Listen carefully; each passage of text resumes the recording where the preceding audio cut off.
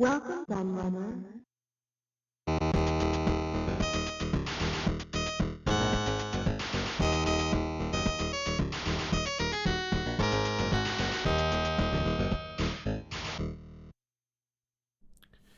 Hello everybody, Q&A the Laird here, and I'm back with part 2 of my retrospective look at The One magazine.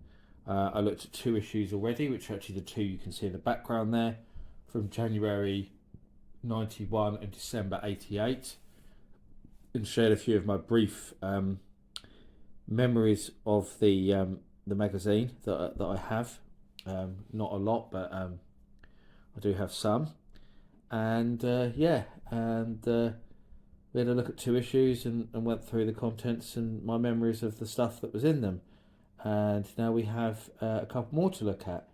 And what struck me first of all about this one is it's April 1990. It's Dragon's Lair again, and we had Dragon's Lair in the other one. We had Dragon's Lair 2, so I'm guessing this one's Dragon's Lair 1. So that's quite interesting that we've got 2 from the same place. Well, not from the same place, for the same series of games on the covers, so they're almost connected despite being months apart. So it's quite cool. But I remember this cover very, very well. I remember my friend Martin having this, and I remember this review and seeing the screenshots and stuff persuaded him to go and buy the game, which he later regretted because Dragon's Lair looked amazing, but actually wasn't a very good game.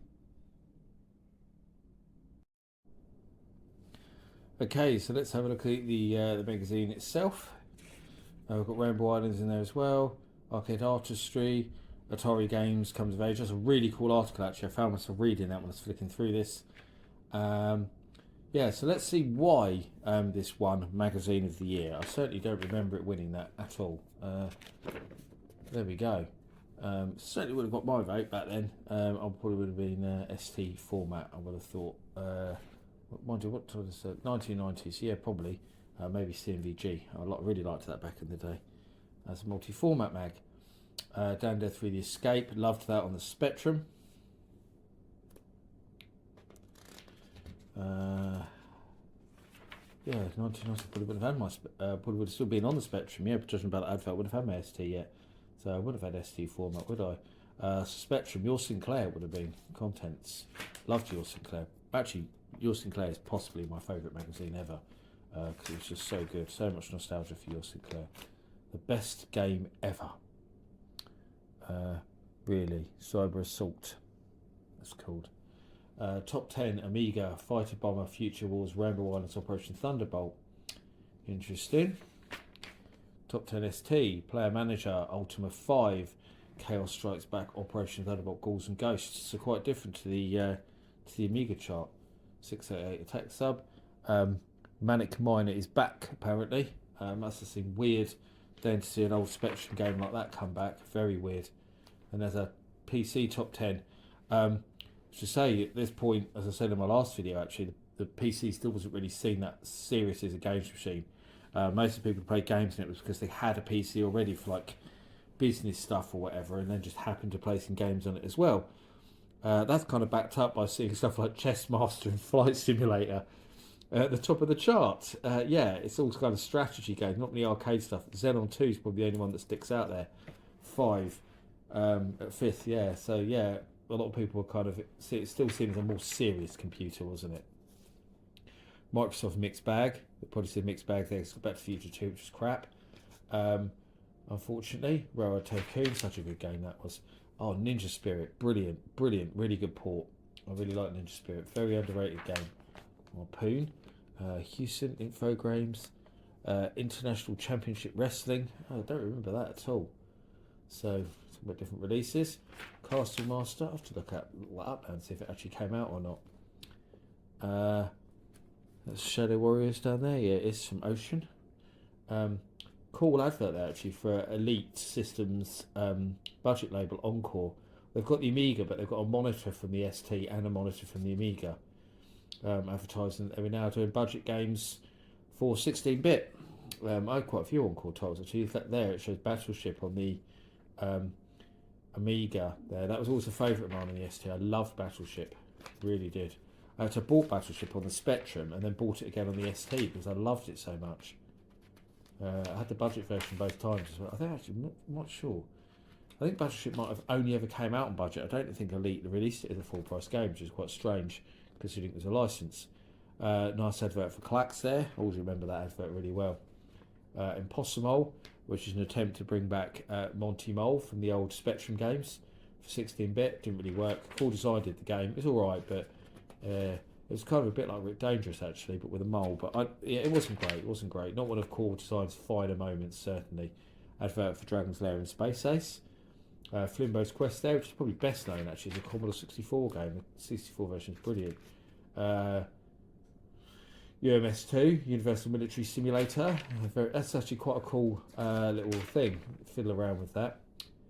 Speedball 2. Easily one of my top 10 Atari ST games. Absolutely love it. Nice advert there for Boots. Still weird to think that Boots the chemist used to sell computer games. And here we go. Escape from Singe's Castle.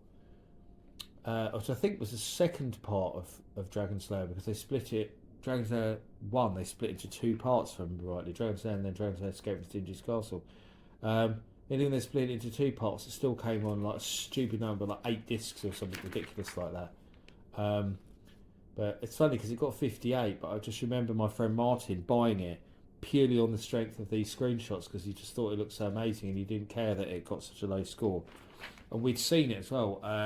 My local Odeon cinema had a Dragon's Lair arcade machine that we used to play when I was younger, and they had it there, and we used to just watch because it was so much more expensive to play than the other arcade games, but it always looked amazing. Tips for Pipe Mania. I love Pipe Mania. Put the advert up on the side. Really good game. I absolutely love Pipe Mania. Cyberball, never rated it at all. Can't stand it. I had the ST version. I can't remember how I ended up with the ST version. I might have got it on a compilation or something, but it was crap. Never liked it in the arcades. Never liked it on the ST. Get 79. Don't like the Lynx version either. Another Elite advert, but this time they put the ST front and centre in their advert. That's another cool advert there to see. Player Manager. I never liked Kick-Off or Player Manager. Never got on with them. I know a lot of people loved them.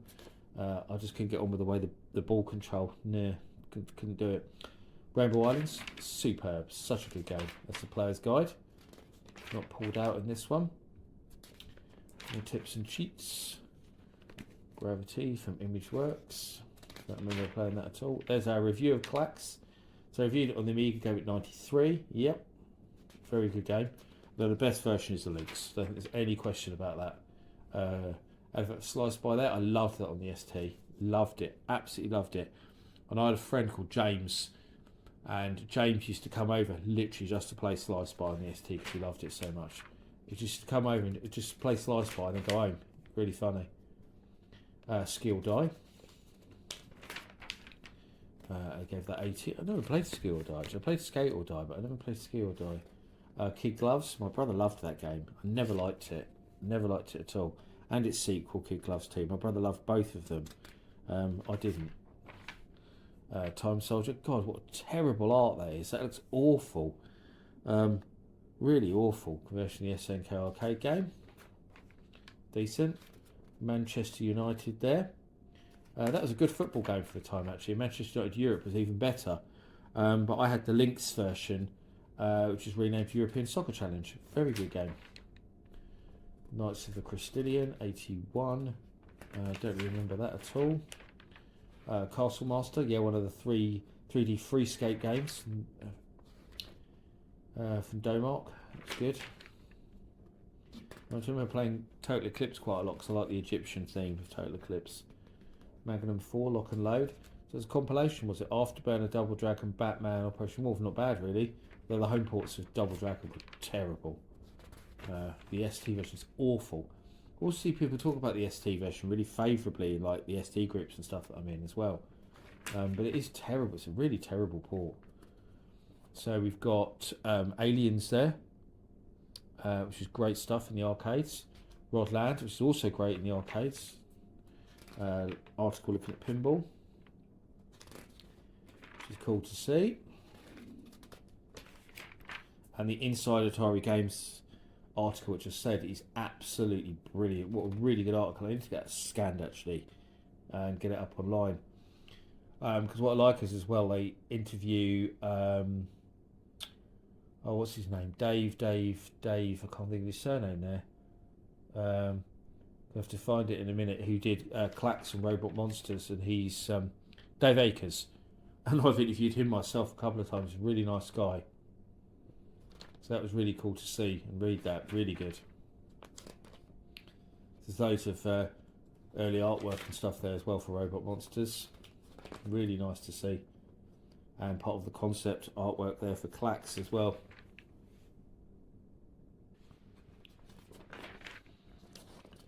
And that's it. And ends with an advert for Lost Patrol by Ocean, which I think got a re-release on Steam fairly recently, which I found surprising because I don't remember it being a particularly massively popular game at the time, but I could be wrong.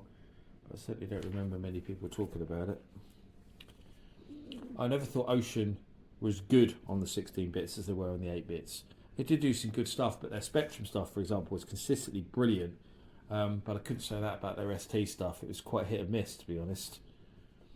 So again, they're going on about being Magazine of the Year in a slightly different font and stuff. And this one definitely had a cover disc. You can see actually the remnants there of some tape, and it says no disc, see newsagent. So I never liked these kind of covers that the one did, where they split it into sections. I always thought they were a bit busy, the sort of collagey kind of covers. I always preferred it when magazines had a whole image that they used across the whole cover. I always thought these ones did look so good, these style of covers.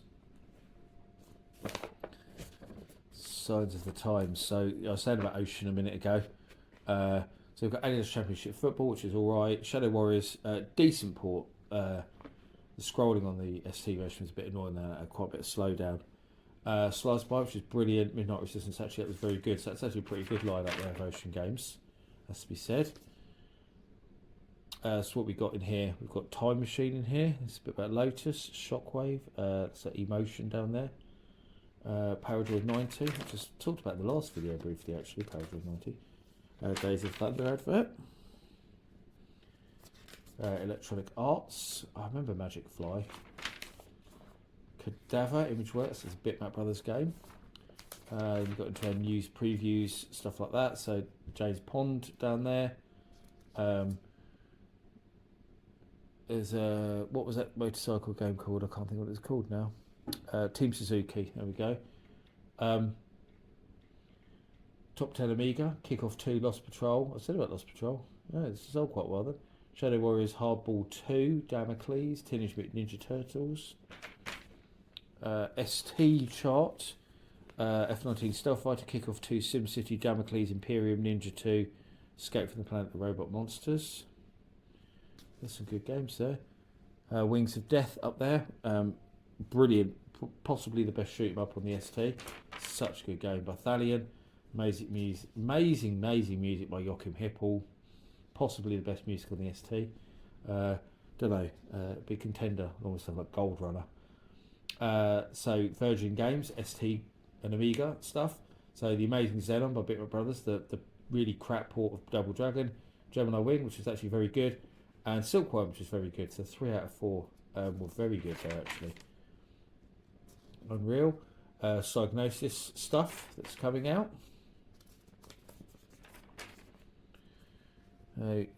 That's the NES arcade machine that looks like there. Nice advert for Shadow of the Beast 2. Computer entertainment show with a thing to get £1 off a ticket. Woo! Supremacy. Mad Professor Moriarty. I remember I had my brother had a friend. I didn't have a friend. My brother had a friend called Adam, and his older brother called Chris, who I always thought was a bit weird. He was nearer my age. I think he was a year older than me. Had an Archimedes, and whenever Adam came around our house, he used to go on about Mad Professor Moriarty all the time, about how it was the best game ever. I always remember thinking, what?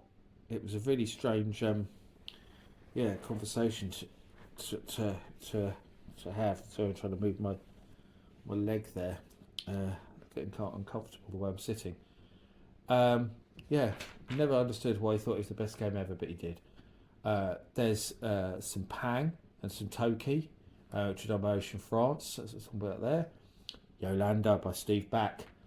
One of the most furiously frustrating games I've ever played, if not the most frustrating. But I still loved playing it and went back to it time after time after time. Even though, more often than not, you couldn't even get off the first screen. It was such a hard game.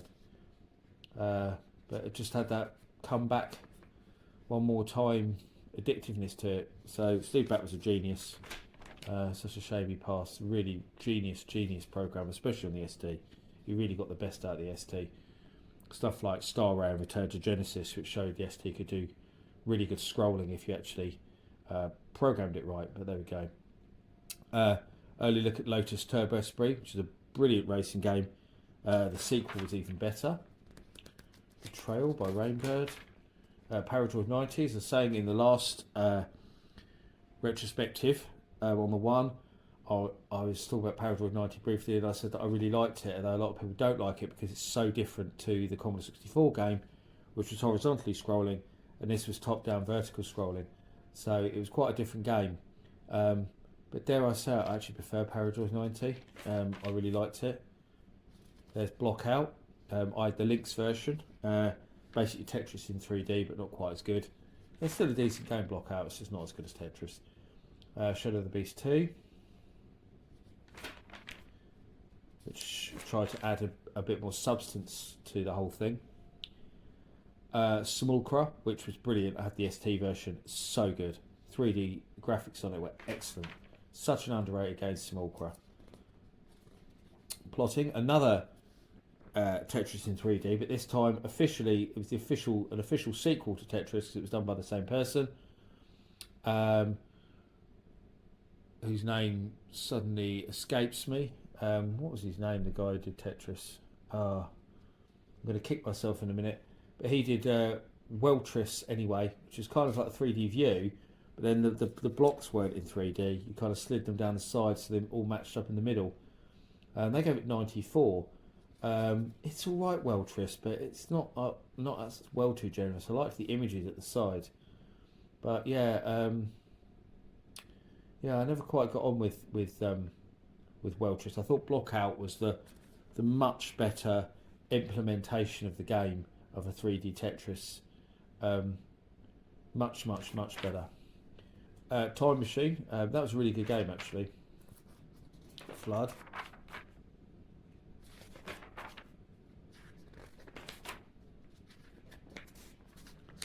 It's Emotion. The guide can have to do each level. Good puzzle game actually, Emotion, once you get the hang of it. It's really weird at first. It takes you a while to work out the gameplay. It's not sort of one of these puzzle games where you can just instantly pick up and play it, which I think was its downfall in a way. Sort of people just played it and thought, what the flip is this about? But it's actually quite good once you get into it. New York Warriors. Virgin kind of trying to cash in on that beat 'em up craze. But it wasn't particularly great, New York Warriors at all. Head Coach version 3. Murder, don't think I've ever played that. Killing Game Show, good game, great that. I like Killing Game Show. Venus Flytrap, really good, again. ST version, what did they give that then? It's the ST version 83, yeah, I don't know what they gave Killing Game Show, 87. Yeah, that's probably about right. 83 for Venus the Flytrap, so it was a really good game. A better game than Mad Professor Moriarty as well. Apprentice, Mango Arts. Good old Special Reserve there, advert, with the links, very early links advert with any of the few games. I always wanted to join Special Reserve, but I never did. It's kind of one of those things I always meant to do, but never did. I did have a friend who joined them though, and he thought they were brilliant. Operation Stealth. They weren't far from me either because they were in Hertfordshire, which is where I lived. Vaccine, 90%. I don't think I've ever played Vaccine. Screenshots, there's a bit of emotion, but this is a shoot 'em up. Might have to look that up, it looks interesting. quick apology there if the camera's jumped to a different shot, because it just ran out of storage space. I don't know how, because there's loads on there, but apparently it hadn't been emptying the trash thing on my phone automatically like it's supposed to. So there was something like 43 gigabytes of stuff in there or something ridiculous. So yeah, we're back anyway. And we're looking at Ivan R. Stewart's Super Off-Road Racer now. Classic arcade game, really well ported to the home systems by Graph Gold. I remember speaking to the owner of Graph Gold, whose name I've just completely forgotten. This is really annoying that I can't remember people's names today. At an event some years ago. And and talking about, and he remember him saying about how pleased he was with the port, and it was really, really good across all the formats. But I actually never bought any of the home computer versions, I only owned the Lynx version, which is pretty decent. But I think the ST version, having played it in more recent years, the ST version was better. The ST version was really good. Steve Turner, that was his name, the bloody boss of Graph Gold. Why can't I remember his bloody name? Yeah, I had a really cool conversation with him. He played on my ST afterwards. He played Rainbow Islands on my ST after doing the talk, and then was playing it and talking us through loads of it, which was absolutely fascinating. So cool of him to do that. But they gave 87 on the Amiga there, so yeah, they thought it was good as well. Michael Kosaka interview. So he's saying about doing skate and die and ski and die there. Budokan. Back issues. Little article on Silent Service. We have to turn the page round. For Battle Command, which is a good game actually. An update on Atari's Battle Zone, and instead of the kind of glowing vector graphics, it had all filled polygons. So it's kind of a nice update on Battle Zone. Really good. I liked Battle Command a lot actually. Shot in the dark. So features. The largest arms exporters in the world at that time was USSR was second, United States first, United Kingdom were fourth, France were above them. Largest armed forces, USSR were top by quite a distance. China in second, which is quite surprising for the time period. I think we only think of China being a big force now, but they even were back then. Great cover there actually for Ace magazine there with Arnie on, really cool, very good. Oh, the bloody annoying Bad Company. What an annoying, frustrating game that was. Talking about different weapons there. Grappling arm, of course, and the command, which is cool. A little article there about the CDI, which is quite interesting. Very interesting to see that there, actually. I'll have to get an image of that. For CDI group, I mean, I think they'd be very interested in that. For Nightbreed, it's a alright game. Promotion, nothing special.